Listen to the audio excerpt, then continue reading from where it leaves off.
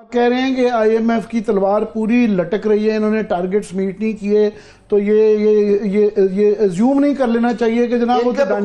کے بقول یہ ہے کہ ہم نے 60% ٹارگٹ مکمل کر لیا, اور ماضی میں 67% پہ آئی ایم ایف کی ٹرانچ مل گئی تھی, تو وہ 60% کا ہم بیسکلی مطلب یہاں پر ایک سپورٹ ہے کہ جو ڈاکٹر کہہ رہے ہیں اس کو کتنی حد تک ہم وائلیٹ کر سکتے ہیں, دوائی کتنی دفعہ نہ کھائیں, ورزش کتنی دفعہ نہ کریں, اپنا کھابے کتنی دفعہ کھا لیں تو ویٹ لاس شوگر ہوگی نہ ہوگی, مطلب یہ اس قسم بجائے کہ اس کو منوان آپ مانیں, خود بھی آپ مان رہے ہیں, ڈاکٹر آپ نے خود لکھ کے دیا ہے کہ میری صحت اس طرح بہتر ہونی ہے, تو پھر وہ کون سی چیز آڑے آ جاتی ہے, وہ مفادات آ جاتے ہیں اشرفیہ کے, اور وہ پاکستان کی عوام کو ذبح کر دیا ہے, اور اشرفیہ جو پل رہی ہے اس ملک میں. افسوس کی بات تو یہ ہے, اور کچھ نہیں پتا ان کو, یہ دیکھ لیں, یہ پلانوں میں ہی دیکھ لیں, ان کو یہ نہیں پتا ان کا پلان کیا اگلے 3 سال کے لیے.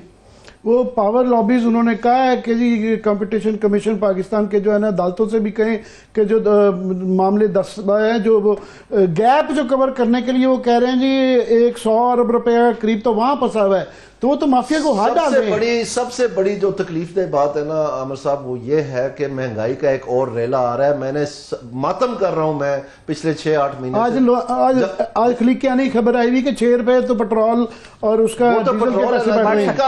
کا اپنا اسٹیٹ بینک کا گورنر جس کی ذمہ داری ہے کہ انفلیشن کو کم کرنا قانونی ضابطے کے مطابق, وہ کہہ رہے ہیں کہ انفلیشن آ رہی ہے, اور یہ بغلیں بجا رہے ہیں کہ جی ہم نے بڑا کمال کر لیا ہے, اور انفلیشن کوئی نہیں کم ہوئی, صرف مہنگائی بڑھنے کی رفتار جو ہے وہ کم ہوئی ہے, اور وہ واپس جا رہی ہے. یعنی آپ یہ دیکھ لیں, میں آپ کو ایک اندیا دے دیتا ہوں, اس وقت آئی ایم ایف نے اینڈ آف پیریڈ جو جون کا مہینہ ہے اس سال کا, اس میں انہوں نے کہا ہے کہ 10% ہوگی, اس وقت 4.8% ہے. اس کا مطلب ہے مہنگائی کی بڑھنے کی رفتار دگنی ہونی ہے, دگنی.